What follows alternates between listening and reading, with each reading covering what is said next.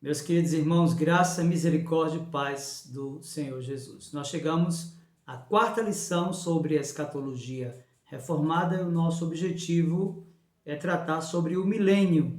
E eu quero convidá-lo a abrir a escritura no livro do Apocalipse, capítulo 20, versos do 1 até o 10, lembrando a você que este não é um estudo exaustivo sobre o tema e você deve buscar nos manuais de teologia sistemática aprofundar o conhecimento. Nosso objetivo aqui é apresentar uma visão panorâmica sobre cada ponto da visão reformada da escatologia, que é a doutrina das últimas coisas. E hoje nós vamos estudar sobre o milênio. Abra aí a sua Bíblia em Apocalipse, capítulo 20, versos do 1 até o 10. Eu vou fazer a leitura desta porção da Santa Escritura. Então vi descer do céu um anjo, tinha na mão a chave do abismo e uma grande corrente. Ele segurou o dragão, a antiga serpente, que é o diabo, Satanás, e o prendeu por 1000 anos. Lançou-o no abismo, fechou-o e pôs selo sobre ele, para que não mais enganasse as nações até se completarem os 1000 anos. Depois disto, é necessário que ele seja solto pouco tempo. Vi também tronos, e nestes sentaram-se aqueles aos quais foi dada a autoridade de julgar.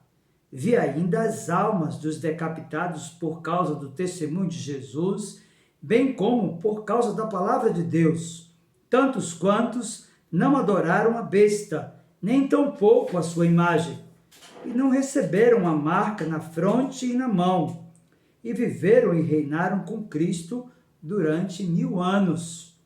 Os restantes dos mortos não reviveram até que se completassem os mil anos. Esta é a primeira ressurreição. Bem-aventurado e santo é aquele que tem parte na primeira ressurreição. Sobre esses, a segunda morte não tem autoridade. Pelo contrário, serão sacerdotes de Deus e de Cristo e reinarão com ele os 1000 anos. Quando, porém, se completarem os 1000 anos, Satanás será solto da sua prisão e sairá a seduzir as nações que há nos 4 cantos da terra, Gog e Magog, a fim de reuni-las para a peleja. O número dessas é como a areia do mar. Marcharam então pela superfície da terra e sitiaram o acampamento dos santos e a cidade querida. Desceu, porém, fogo do céu e os consumiu. O diabo, o sedutor deles, foi lançado para dentro do lago de fogo e enxofre, onde já se encontram não só a besta, como também o falso profeta, e serão atormentados de dia e de noite pelos séculos dos séculos. Eu quero orar com você nesta hora, suplicando a Deus que prepare o nosso coração para a compreensão desse tema importante da escatologia, que é a doutrina das últimas coisas. Curve a sua fronte agora e ore comigo. Meu Senhor, em nome de Jesus, teu bendito e amado Filho, nós nos aproximamos de Ti mais uma vez, confiados no seu sacrifício perfeito, eterno, suficiente, substitutivo. E é por ele, Senhor, por sua mediação, pelo serviço oferecido na terra, mas também que permanece sendo oferecido no céu, como um único mediador entre Deus e os homens, o nosso Senhor Jesus Cristo. É por ele que nos achegamos a Ti, para Te pedir, meu Senhor, que oriente-nos nesta hora e abra-nos a visão, aclarando os nossos olhos para compreender este ponto importante da escatologia.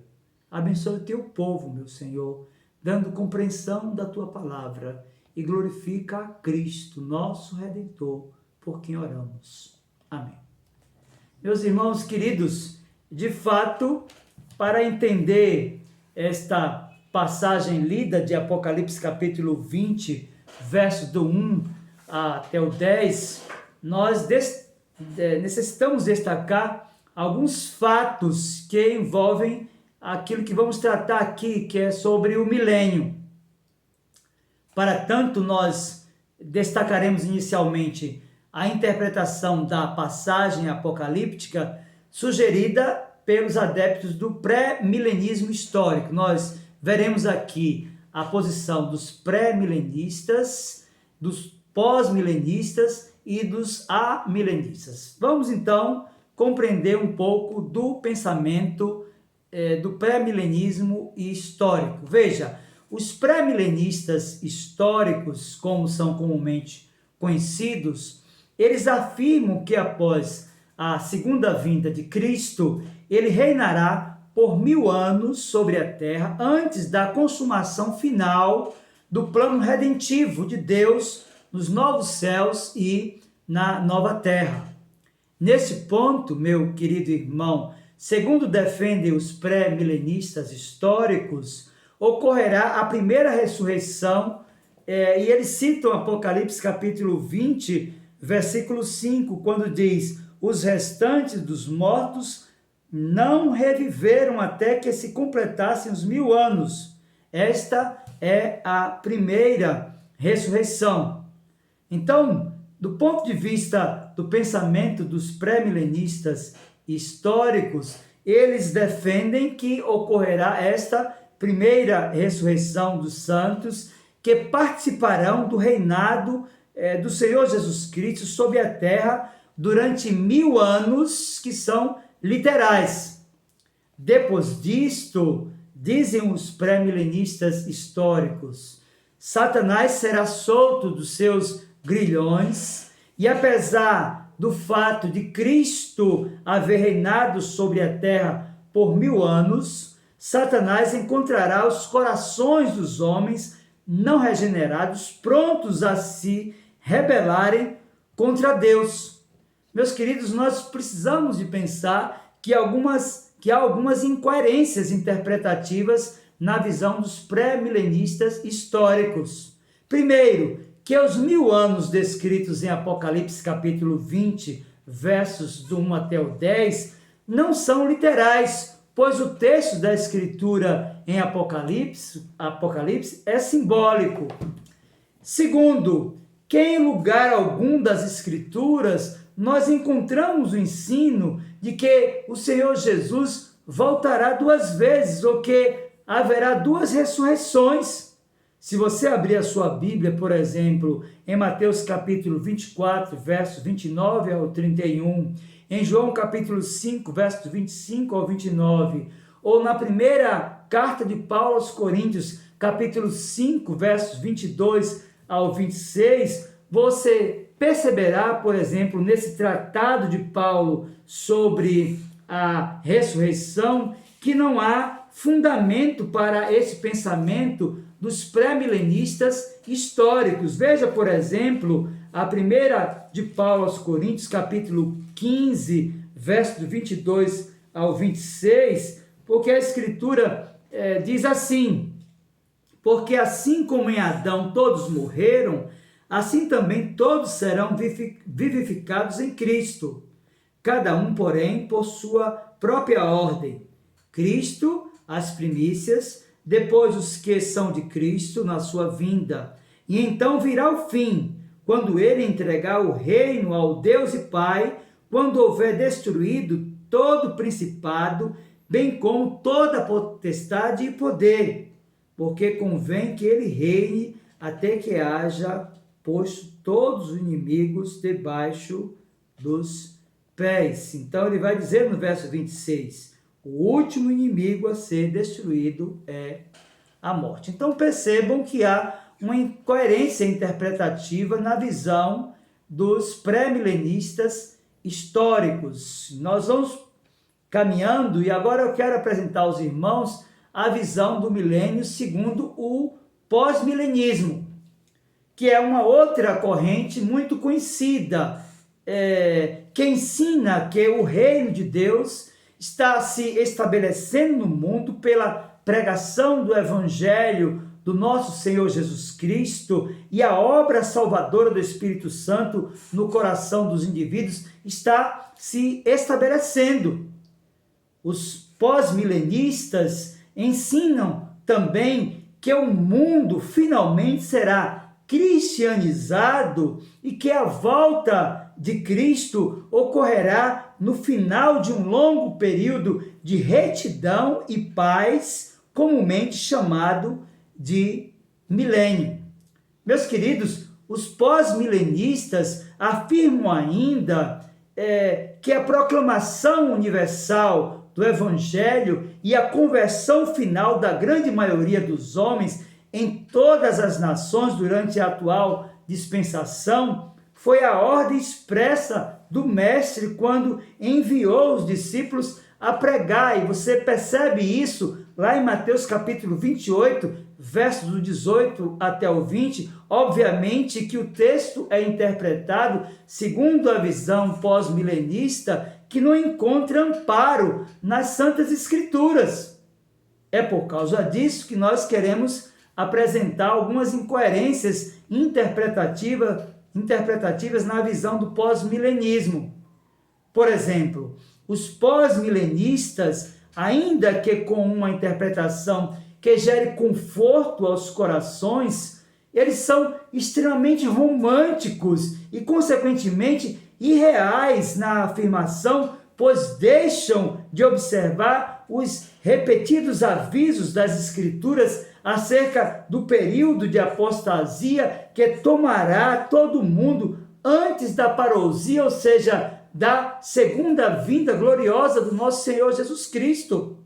O que nós encontramos, meus queridos irmãos e amigos, nas Escrituras é que, de fato, a proporção que o fim se aproxima, a proporção que o cenário é montado para que Cristo volte, os homens se tornam mais indiferentes, eles se tornam mais rebeldes, mais incrédulos, e nós precisamos de compreender isso à luz da própria Escritura. Se você abrir, por exemplo, a segunda epístola de Paulo a Timóteo, capítulo 3, versos do 1 até o 6, você vai perceber como essa interpretação pós-milenista, ela é romantizada. O cenário que temos, que antecede a manifestação gloriosa de Cristo na sua parousia, que é a sua segunda vinda, é um cenário de apostasia. Veja, 2 de Paulo a Timóteo, capítulo 3, versos do 1 até o 6, a Escritura diz assim: sabe, porém, isto, nos últimos dias sobrevirão tempos difíceis, pois os homens serão egoístas, avarentos, jactanciosos, arrogantes, blasfemadores, desobedientes aos pais, ingratos, irreverentes, desafeiçoados, implacáveis, caluniadores, sem domínio de si, cruéis, inimigos do bem, traidores, atrevidos, enfatuados, mais amigos dos prazeres que amigos de Deus, tendo forma de piedade, negando-lhe, entretanto, o poder. Foge também desses, disse o apóstolo a Timóteo. Verso 6 diz: pois entre estes se encontram os que penetram sorrateiramente nas casas e conseguem cativar mulherinhas sobrecarregadas de pecados, conduzidas de várias paixões. Meus queridos, de fato, há uma incoerência interpretativa na visão pós-milenista. A proporção que o cenário é montado, a proporção que a vinda de Cristo vai se tornando uma realidade, de forma especial pela aparição daquelas figuras escatológicas. O que nós percebemos é que há um cenário generalizado de apostasia. Então, nós já vimos a visão pré-milenista histórica, nós já vimos a visão do pós-milenismo, e eu quero apresentar-lhes agora a visão amilenista. Muito bem, os adeptos desta interpretação não creem em um milênio terreno, literal, que se seguirá ao retorno de Cristo. Para os amilenistas, a prisão de Satanás teve o seu início no deserto, quando Cristo resistiu naquele período dos 40 dias do seu jejum. Para os amilenistas, o período do Antigo Testamento, Satanás estava solto para enganar as nações, pois não tinham o conhecimento da revelação de Deus. Apenas os judeus, eles tinham essa capacidade de acesso à Escritura, e nós vimos isso em Atos, capítulo 17, versículo 30. Portanto, meu querido irmão, para os adeptos do amilenismo, a grande comissão de Mateus, capítulo 28, verso 19, aponta para o avanço da igreja em face ao aprisionamento de Satanás, que não pode mais deter a mensagem universal do Evangelho, já que ela agora foi internacionalizada lá na experiência de Atos dos Apóstolos, capítulo 2. Meus queridos, para os amilenistas, as palavras de Jesus registradas por Mateus, capítulo de número 12, verso 29, veja o que diz: ou como pode alguém entrar na casa do valente e roubar-lhes os bens sem primeiro amarrá-lo? E então lhe saqueará a casa. Essas palavras para o amilenista refletem esta verdade, a verdade de que a igreja está avançando, pregando o evangelho, e Satanás agora não pode mais enganar as nações como ele fez na era veterotestamentária, já que agora a Escritura está pronta e disponibilizada a todas as tribos, línguas e nações, e à proporção que as pessoas ouvem a mensagem do Evangelho da Graça, elas atendem à mensagem de arrependimento e tornam-se crentes, fazendo parte da igreja do nosso Senhor Jesus Cristo. Portanto, assim como nós encontramos em Mateus capítulo 12, verso 29, em João capítulo 12, versos 31 e 32, nós devemos também compreender que a passagem aponta para o fato de que Satanás está preso. Portanto, o evangelho está sendo disseminado internacionalmente. Abra aí a sua Bíblia em João capítulo 12, versos 31 e 32. Você vai compreender o que de fato a Escritura ensina e qual a visão dos amilenistas acerca da missão da igreja de anunciar as boas novas da salvação. João 12, versos 31 e 32 diz: chegou o momento de ser julgado este mundo, e agora o seu príncipe será expulso. E eu, quando for levantado da terra, atrairei todos a mim mesmo. Então é importante, meus queridos irmãos, compreendermos que há uma coerência na interpretação da visão dos amilenistas. Para os amilenistas, o milênio ocorre em 3 lugares. Primeiro, onde estão os tronos. O trono de Cristo e do seu povo está posto invariavelmente no céu e não na terra. E você pode ler isso em Apocalipse, capítulo de número 1, versículo 4, na visão que João teve quando estava exilado em Pátimos.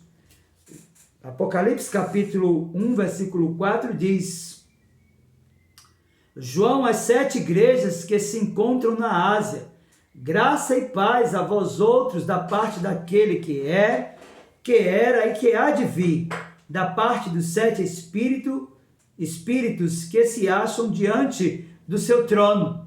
No capítulo 3, verso 21, agora, João vai dizer assim, veja comigo: ao vencedor dar-lhe-ei sentar-se comigo no meu trono, assim como também eu venci e me sentei com meu Pai no seu trono. Ainda em Apocalipse, capítulo 4, versos 1 e 2, diz: Depois dessas coisas, olhei e eis não somente uma porta aberta no céu, como também a primeira voz que ouvi, como de trombeta ao falar comigo, dizendo: sobe para aqui, e te mostrarei o que deve acontecer depois destas coisas. Então, para os amilenistas, o milênio ocorre em 3 lugares.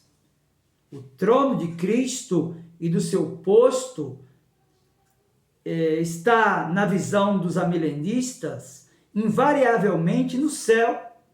Mas eles pensam também que o trono dos amilenistas onde estão as almas desincorporadas dos mártires, pois nós lemos em Apocalipse capítulo 20, versículo 4, vi ainda as almas dos decapitados por causa do testemunho de Jesus.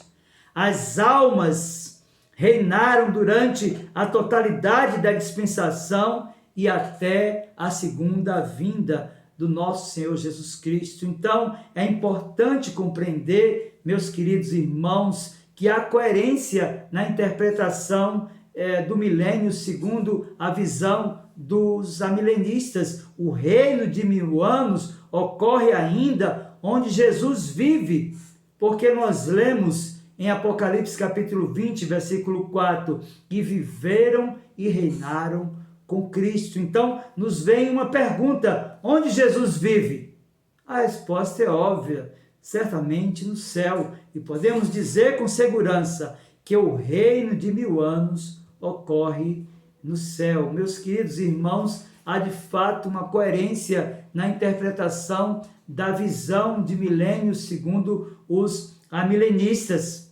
E por isso, então, nós temos a certeza de que a natureza desse reino milenar está para o fato de que os crentes julgarão com Cristo, como nós vemos, por exemplo, em Apocalipse capítulo 3, versículo de número 21.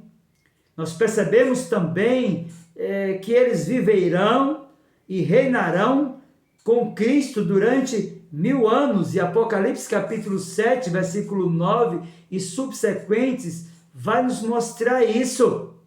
Meus queridos, eles compartilharão a glória real com Cristo. Sendo assim, todas as almas dos mártires, aqueles que foram decapitados pelo testemunho de Jesus, todos os crentes que morreram na fé, tais como os que não adoraram a besta, não só reinarão para sempre, mas adorarão a Deus em Cristo como sacerdote durante 1000 anos. Apocalipse capítulo 1, verso 6 e Apocalipse capítulo 5, versículo 10 nos ensina literalmente isso.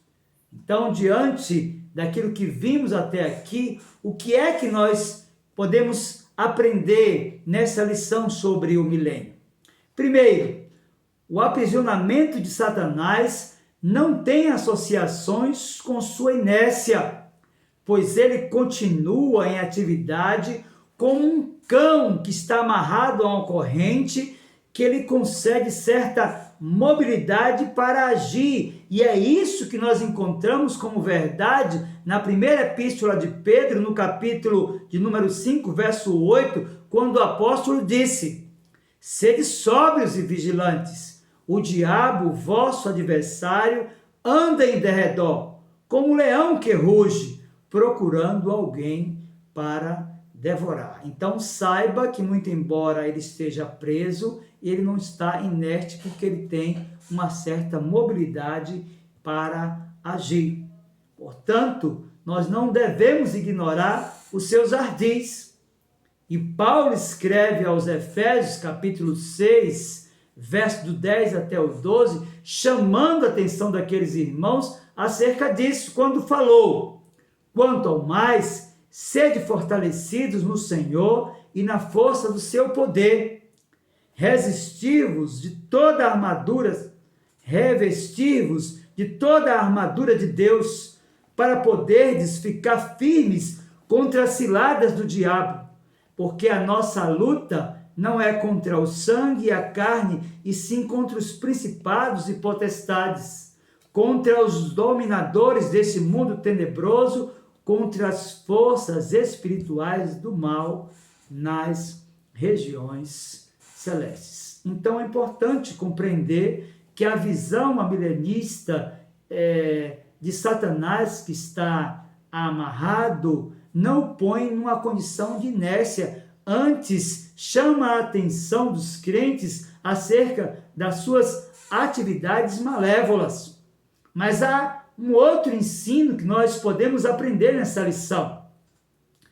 É que a tarefa de Satanás de enganar as nações, quando só Israel tinha acesso à revelação especial de Deus, findou-se com a internacionalização da igreja em Pentecostes. Com isto, meu querido irmão, abriram-se as portas para que o evangelho seja anunciado a todas as nações. É importante, então, assumirmos o nosso papel como evangelistas, como aqueles que querem fazer com que as boas novas da salvação sejam anunciadas e os eleitos arrependidos se acheguem a Deus por meio do nosso Senhor Jesus Cristo. Mas há um outro ensino que nos traz os amilenistas. E esse é o terceiro, de que Satanás e os demais inimigos da igreja, a saber, a natureza humana e o próprio curso do mundo, serão finalmente derrotados na parousia. Então, meu querido irmão, o milênio terá fim. E todos aqueles que confessaram a Cristo como Salvador e viveram sob seu senhorio, desfrutarão da sua presença em situação descrita pelo apóstolo Paulo como incomparável. Paulo escreve aos Coríntios, primeira carta, capítulo 2, verso 9, para falar sobre isso, quando diz: mas como está escrito, nem olhos viram, nem ouvidos ouviram, nem jamais penetrou em coração humano o que Deus tem preparado para aqueles que o amam. Como, então, meu querido irmão, está a sua vida? Você, de fato, está preparado para a parousia? A sua vida está de conformidade com os santos ensinos da Santa Escritura?